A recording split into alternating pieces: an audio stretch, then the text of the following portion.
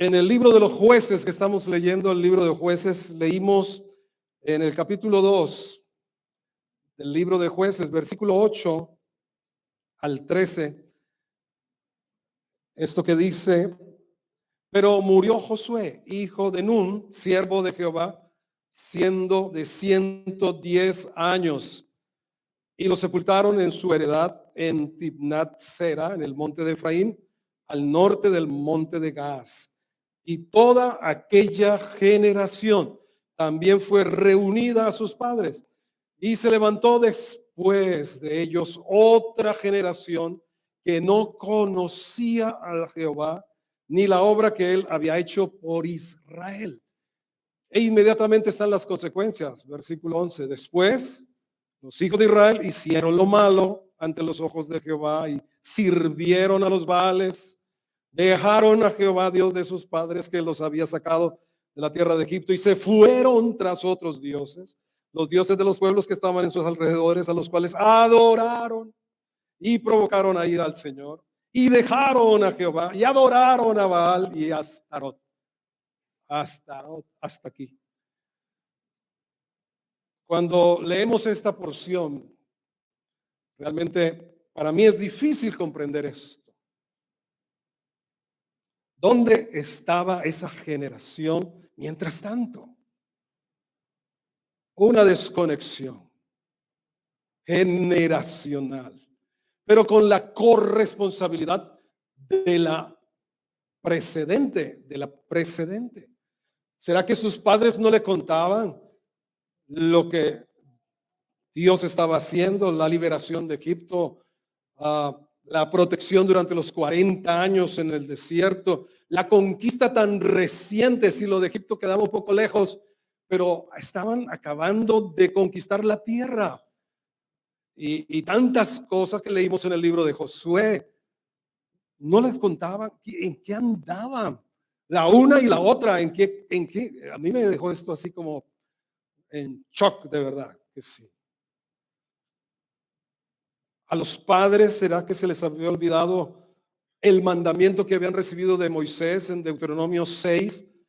¿Se acuerdan ustedes cuando en el versículo 4 de Deuteronomio 6, creo que esa cita no la tenemos ahí en la pantalla, pero usted la tiene en su Biblia, dice: oye Israel, Jehová nuestro Dios, Jehová uno es. Deuteronomio 6:4, que es lo que se llama el Shema, la oración. Mejor dicho, la oración de oraciones de Israel ha sido esta: y amarás al Señor tu Dios de todo tu corazón y de toda tu alma y con todas tus fuerzas.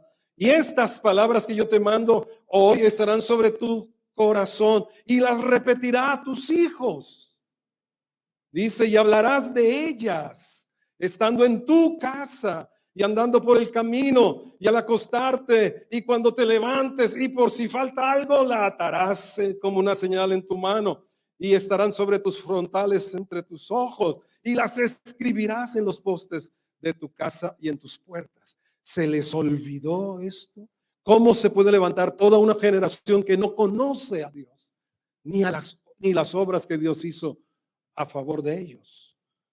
No sé si a ustedes les causa la misma impresión y desajuste cuando pasamos por allí. ¿Qué diremos de nosotros hoy? ¿Se nos pueden estar perdiendo nuestros hijos en nuestra propia casa? ¿Se nos pueden estar perdiendo nuestros hijos en nuestras propias narices? Y unos tenemos más que otros.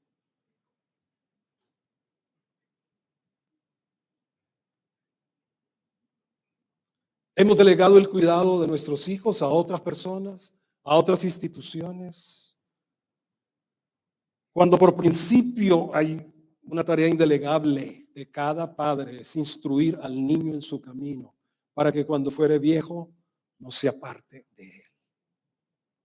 En las universidades, en los colegios, en prejardín y todo, les darán como información, pero la verdadera escuela está en la casa, la verdadera escuela. Ahora escuché hace muy poco que el recambio generacional, que antes era 40 años, ya vamos en 20 años. El recambio generacional.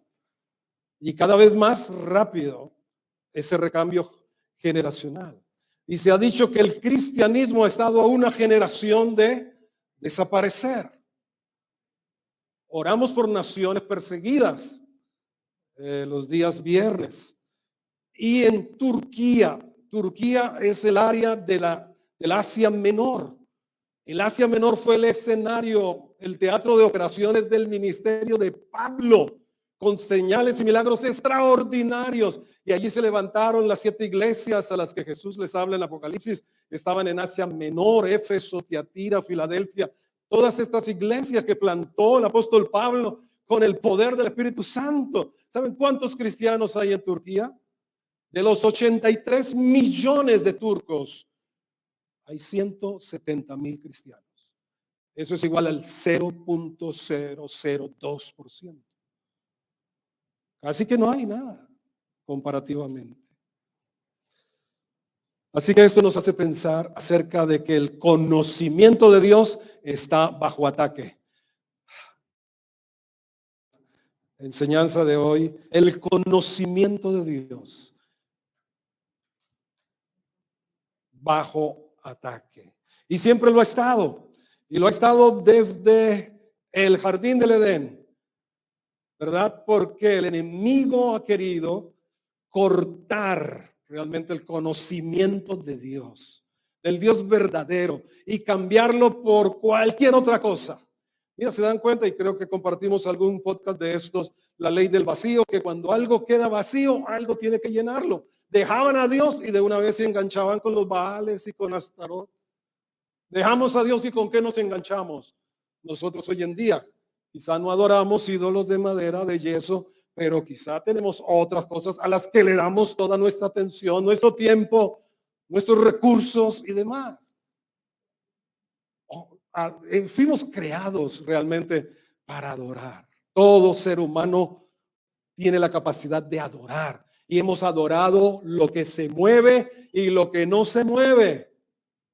Piedras, sol, luna. Hemos adorado las mujeres tan divinas, no queda otro camino que todo. Mira, si no adoramos a Dios, solo a Él servimos, estaremos adorando y sirviendo algo. No nos podemos quedar en neutro, así sea a mí mismo.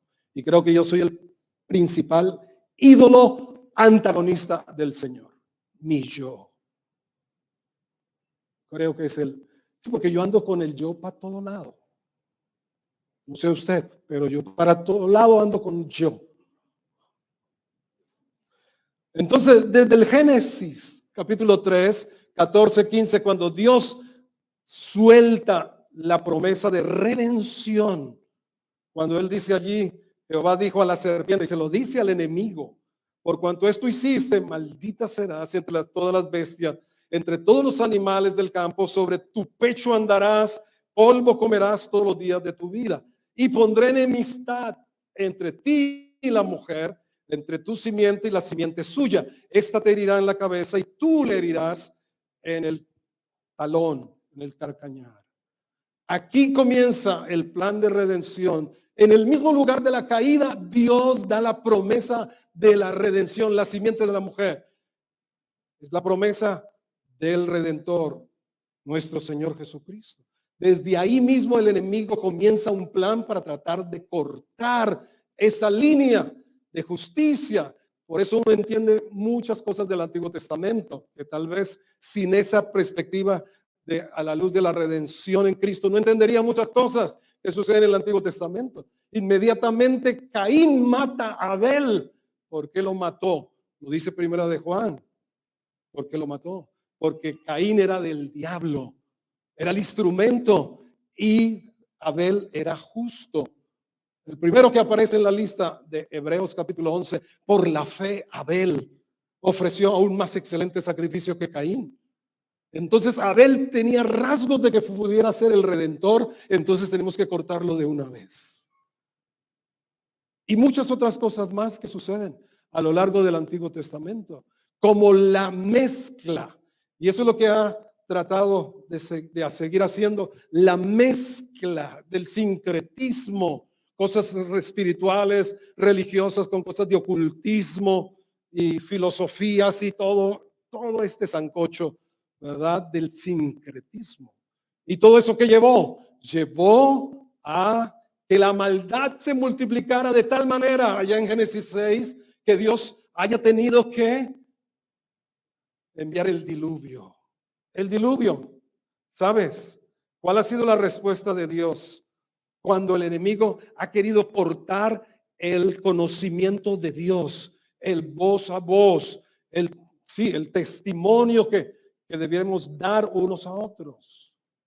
Cuando el enemigo ha querido usar lo que ha querido usar como esa mezcla, Dios responde con su remanente. El remanente, ¿quién quedaba de todas las generaciones del Antiguo Testamento antes del diluvio? Solo quedaba Noé con su familia. 3 hijos, Noé su esposa y las 3 esposas de sus hijos. 8 personas, las únicas que conservaban el conocimiento del Dios verdadero. Todo lo demás se había corrompido. Entonces Dios tiene que enviar un gran reseteo y reiniciar nuevamente. Con Noé y su familia se repobló la tierra, reiniciar el plan de salvación.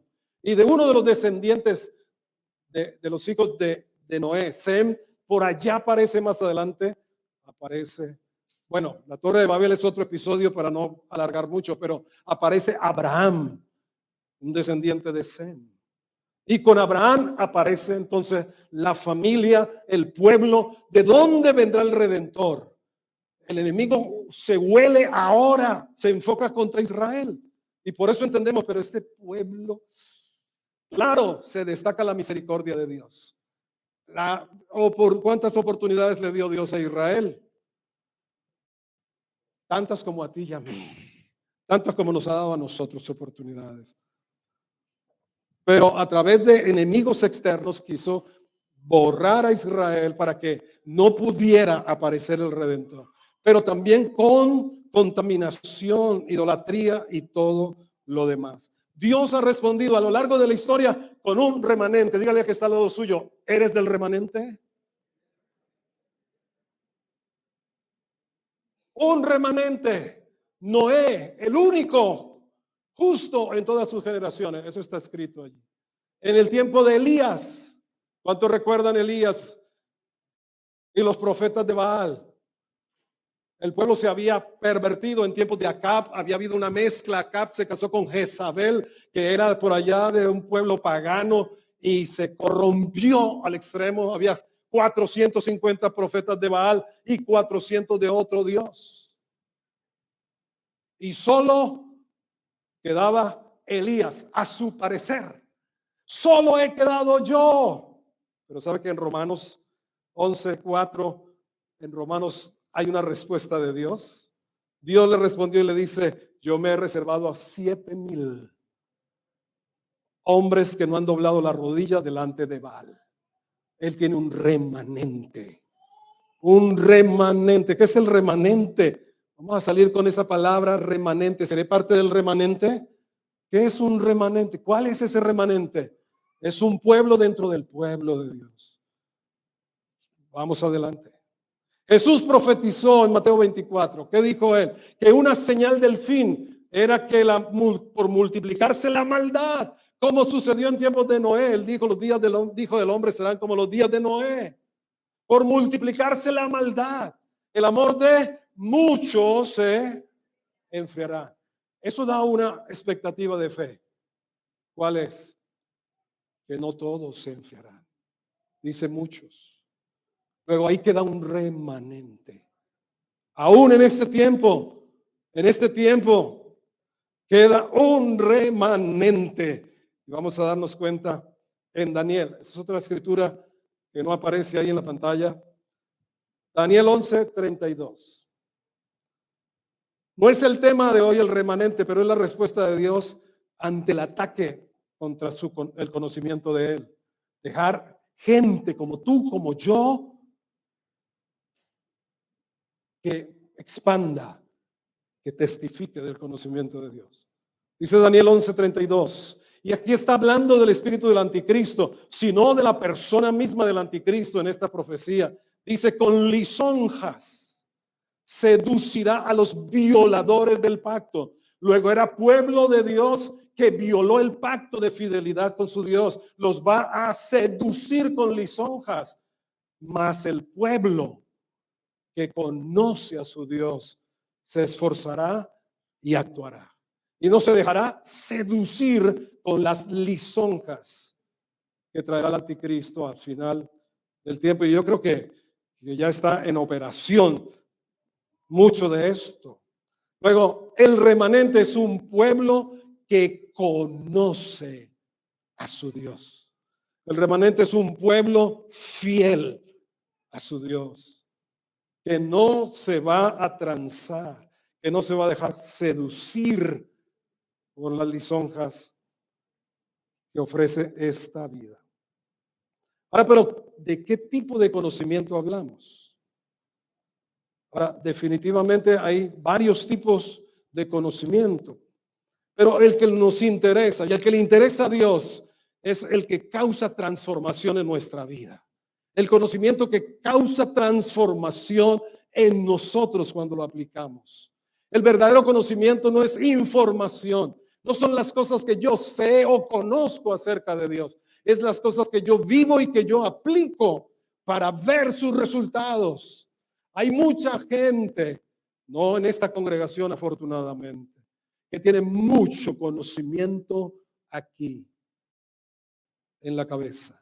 Pero ¿qué dice 2 de Corintios 1, 8:1? 2 de Corintios 8:1 dice, el conocimiento por sí solo envanece. El conocimiento por sí solo. 1 de Corintios 8:1. Bueno, en cuanto a lo sacrificado a los ídolos, sabemos que todos tenemos conocimiento, pero el conocimiento envanece, mas el amor edifica. Entonces, solo tener conocimiento por sí solo, información por sí sola, no es suficiente. ¿Sabe? De lo que conozco, cuánto vivo. De lo que sé de parte de Dios, cuánto yo practico. Esa es la gran pregunta. Eso es lo que marca la diferencia entre unos y otros. Entre lo que ya sé, en lo que ya conozco. ¿Cuánto de esto camino? ¿En cuánto de esto yo experimento? Jesús lo dijo en Juan 13:17. Si saben estas cosas, oiga, mira lo que dice Juan 13:17. Si saben estas cosas, bienaventurados son si las saben, ¿cierto? ¿Dónde está la bienaventuranza? ¿Saber las cosas? Él lo dejó más claro que si saben estas cosas, bienaventurados serán si las hacen. Dígale que es al lado suyo, ¿estás haciendo lo que sabes? ¿Estás haciendo lo que sabes?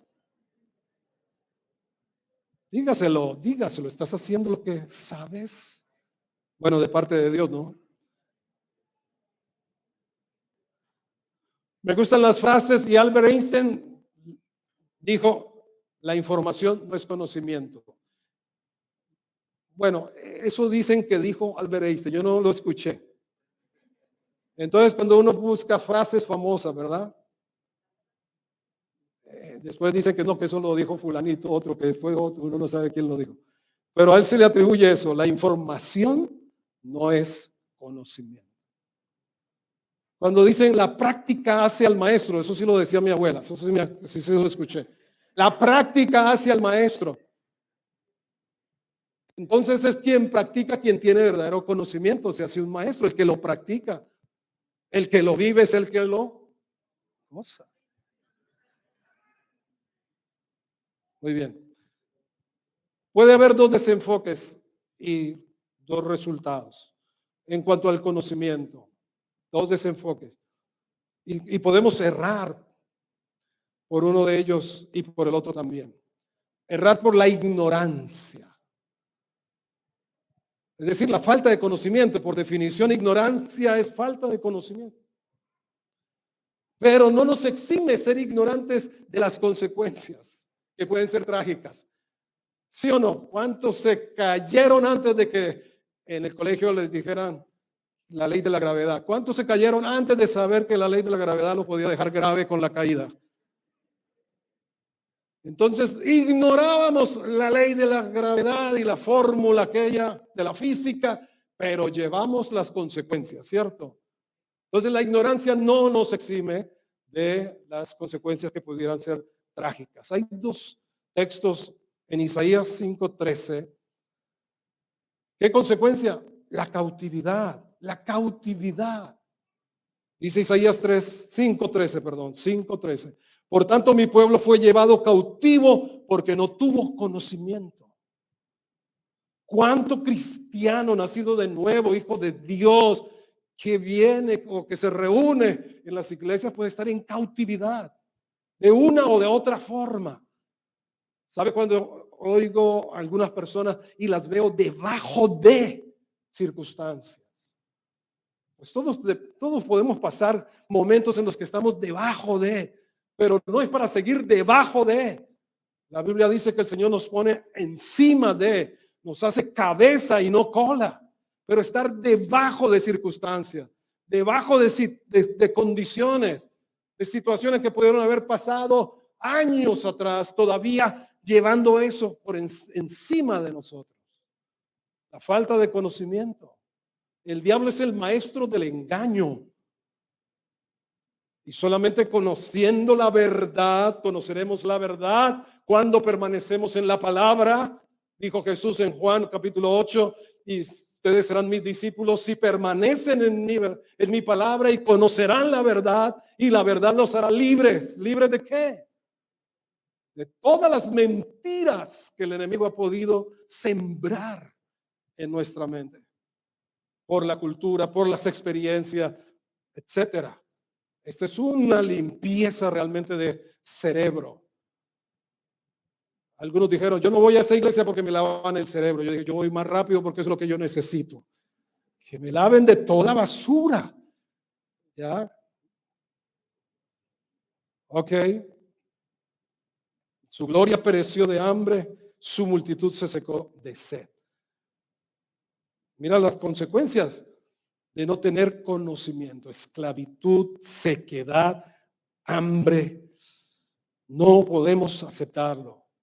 No podemos tolerar esto. Y Oseas 4:6 es bien conocido. Mi pueblo fue destruido, no solo cautivo, sino destruido porque le faltó conocimiento. Y tal vez tenían las escrituras. Si es el pueblo del libro, el pueblo de Israel es el pueblo que ha tenido las escrituras. Y a nosotros desde la Reforma protestante nos llegó la Biblia. Antes la Biblia estaba solo al alcance en los monasterios solamente, y en latín, que solamente lo podían leer y entender personas muy ilustradas. Pero con la Reforma se puso la escritura, la verdad de Dios, en manos de todo el pueblo.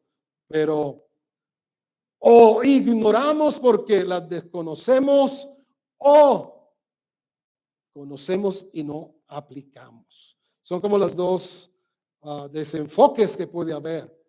Conozco algo, pero no me da la real voluntad de hacerlo. Eso se llama obstinación. ¿Cómo se llama? Con BS, obstinación. Dígale al que está al lado, pronúncieselo al que está a su lado. Puede ser su esposo, su esposa.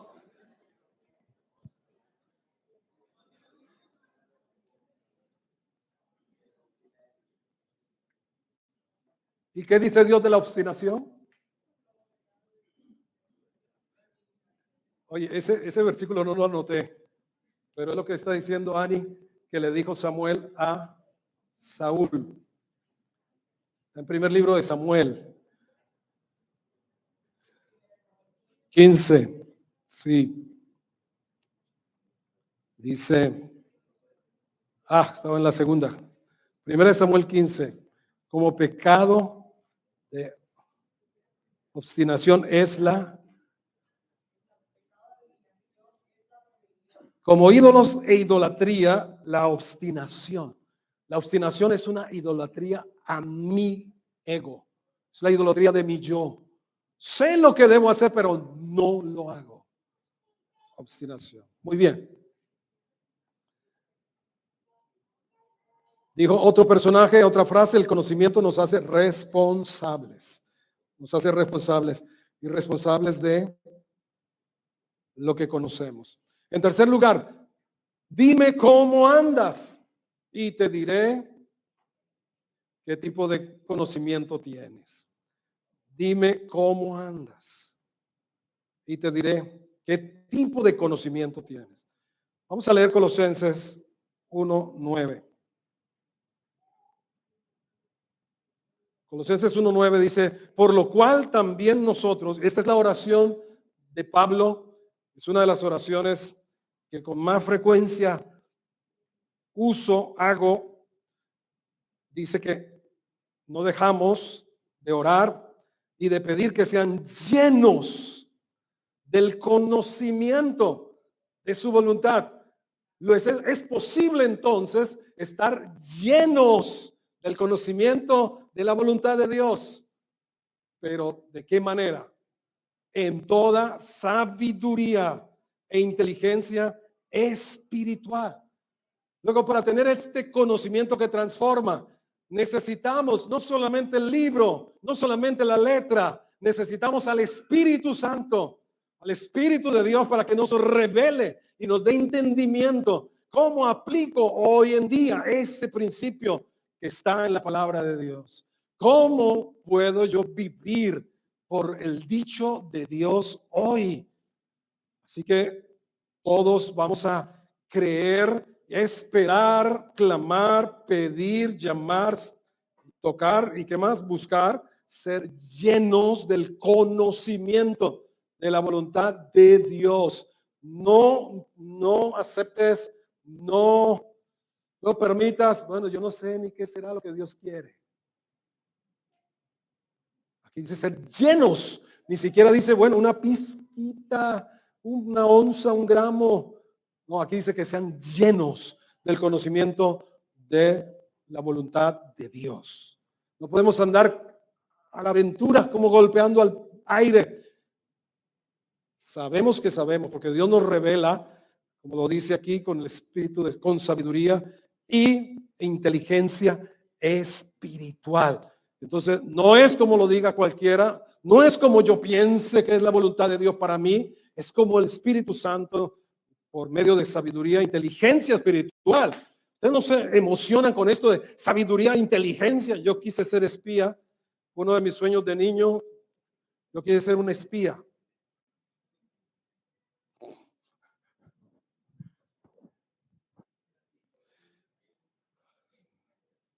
Así que eso de la inteligencia me suena así como el Mossad. El Mossad es el cuerpo de inteligencia israelí, uno de los más esos. Bueno, ¿para qué? ¿Para qué? ¿Por qué? Como yo ando, revela qué conocimiento tengo. Dice, verso 10, ¿para qué? Para que anden como es digno el Señor, agradándole en algunas cosas, los domingos a las 10. No, agradándole en todo, llevando fruto casualmente, de vez en cuando. No, llevando fruto en toda buena obra y creciendo en el conocimiento de Dios. Esto forma como un ciclo virtuoso del conocimiento que Dios quiere que tengamos más claramente en este tiempo. Entonces, la forma de andar. Pablo usó en las cartas esta descripción, el verbo andar, como la manera de describir el comportamiento cristiano. ¿Cómo andamos? Significa cómo nos comportamos, cómo vivimos. Que ninguno de nosotros de esta comunidad cristiana de fe, que a ninguno tenga que decirle, la vecina, el compañero, cualquier persona, que a ninguno de nosotros esta frase, ¿y eso qué es? Cristiano. Yo ya estoy empezando a ver caras que se vuelven rojas. Están enrojeciéndose el rostro. Y eso que es cristiano. Se comprometió a pagar la deuda y ahora se manda a negar. ¿Y eso qué es? Se comprometió a terminar ese trabajo y nada que cumple. ¿Y eso qué es? Es el último que llega y el primero que se va. ¿Y eso qué es? Uy, ya se cansaron.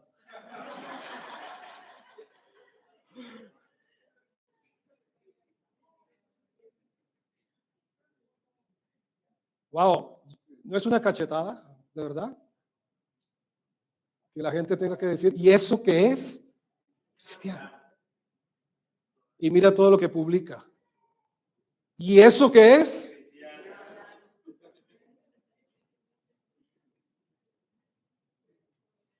Entonces, el conocimiento real que tengo de Dios define mi manera de andar. Y eso significa de cómo represento a Dios. En últimas, cómo dejo a Dios.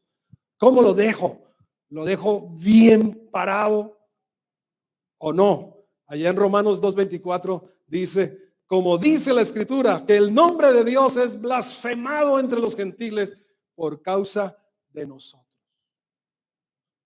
Bueno, eso es de otros, ¿no? De otros.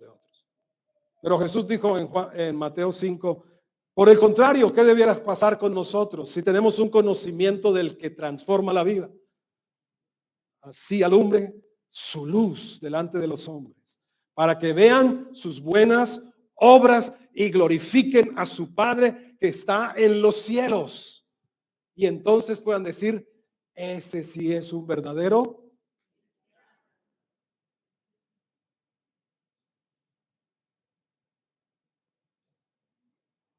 Entonces nuestra forma de andar, como es digno, wow, digno del Señor. Lo representamos aquí. Somos sus embajadores aquí. Jóvenes, niños, mayores, todos lo estamos representando a Él en esta tierra. Bueno, ya vamos a terminar porque esto se puso así como un poco, se puso pesado a esta hora ya.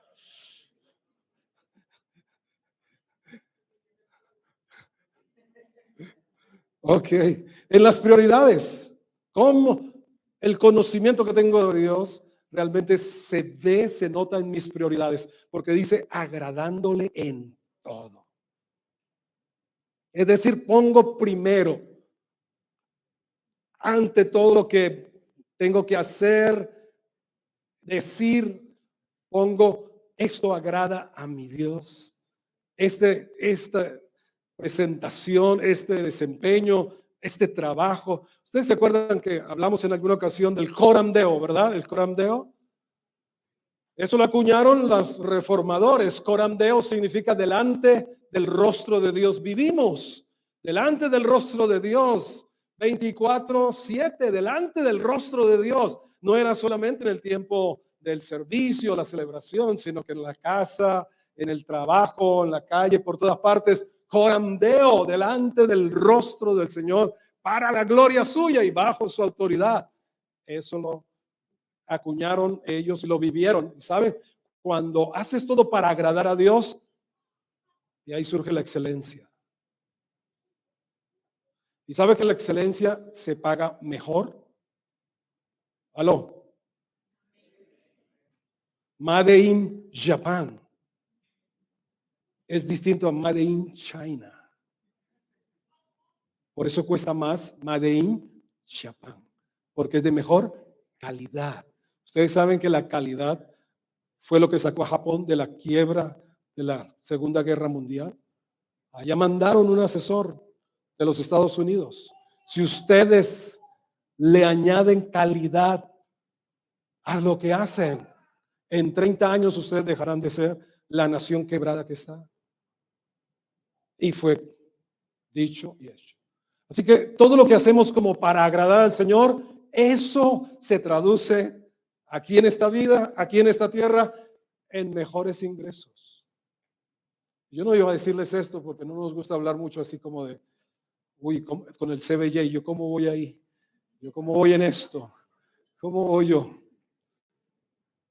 Pero hacer las cosas como para el Señor realmente le añade calidad y eso trae mejores resultados económicos también.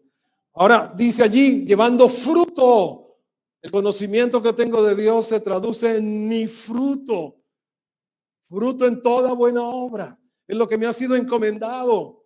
En lo que me ha sido entregado de parte del Señor. Si hoy se hace un balance, ¿cómo está el fruto de lo que Dios me ha dado? Lo he multiplicado, Señor. Lo que he recibido de ti lo he hecho producir. El fruto, ¿cuál será el fruto de frutos? Hemos estado en eso con algunos pensando allí de Juan 15, del fruto, y realmente el fruto es Jesús. El fruto de frutos es Jesús. Jesús en nosotros. Wow, ¿cómo estaría nuestra sociedad con más Cristos caminando por ella? ¿Cómo estaría? Y por último, creciendo en el conocimiento de Dios. Ser llenos del conocimiento de Dios en toda sabiduría, inteligencia espiritual, me hace entonces vivir de la manera que a Dios le agrada, de la forma en que llevo frutos para el reino, pero también me hace crecer. ¿Cómo está mi crecimiento? Crecimiento tiene que ver conectado con el verdadero conocimiento. Y dijo una señora, como impronunciable su nombre, dijo, el conocimiento tiene un principio, pero no un final. Y vamos a terminar, sí, ya. El cuarto pensamiento, el conocimiento es personal e inagotable. Crecimiento personal e inagotable con Dios.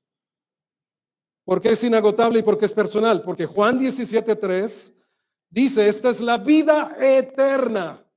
¿Cuál?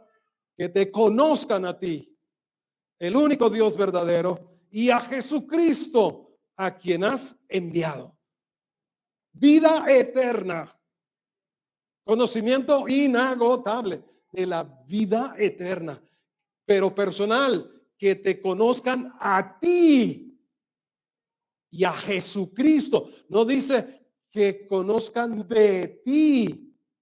Tal vez nosotros todos empezamos a conocer de Dios y de Jesucristo, quizá en nuestra familia, por ser un país católico, entre comillas, o cristiano, entre comillas. Oíamos y ese es el conocimiento que nos llegó. Pero el conocimiento que se trata, que trae transformación, es un conocimiento personal. Dice que te conozcan a ti, el único Dios verdadero, al que no conoció esa generación que se levantó después de Josué y de los ancianos. Que te conozcan a ti, que cada uno de nosotros lo conozca personalmente, porque eso está incluido dentro del pacto nuevo, del nuevo pacto que dice, y ninguno le dirá a su hermano, conoce al Señor, porque todos me conocerán, desde el menor hasta el mayor, porque seré propicio a sus injusticias. Conocimiento personal.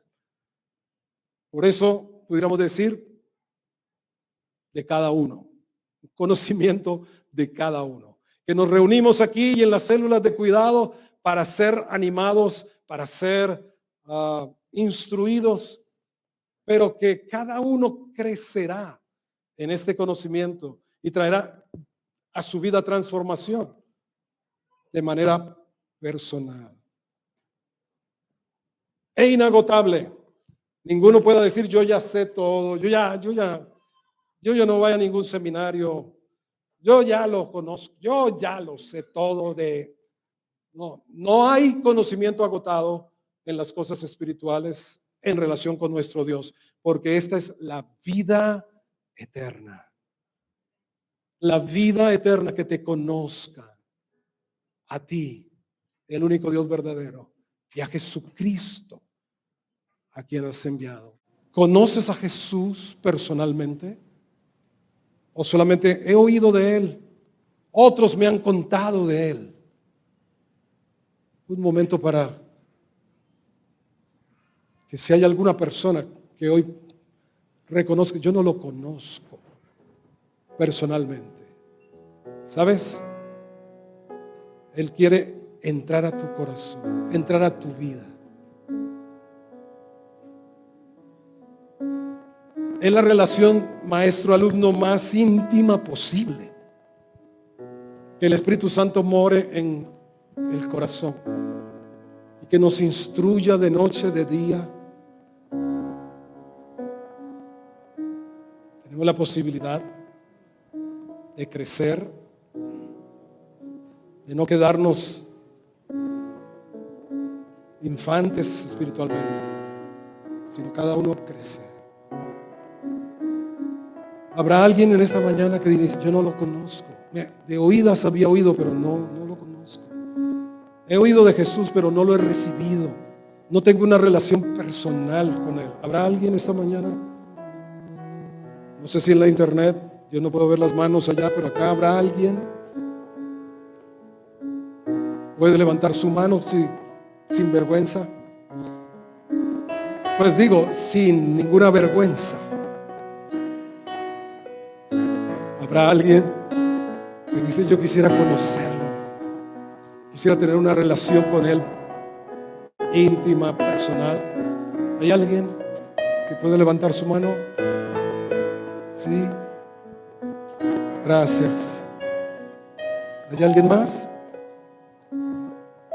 Puedes tener sus ojos cerrados, pueden estar hablando con el Señor ahora de lo que hemos recibido, qué cosas me faltan. ¿Habrá alguien más que dice, yo quiero tener un encuentro personal con Jesús?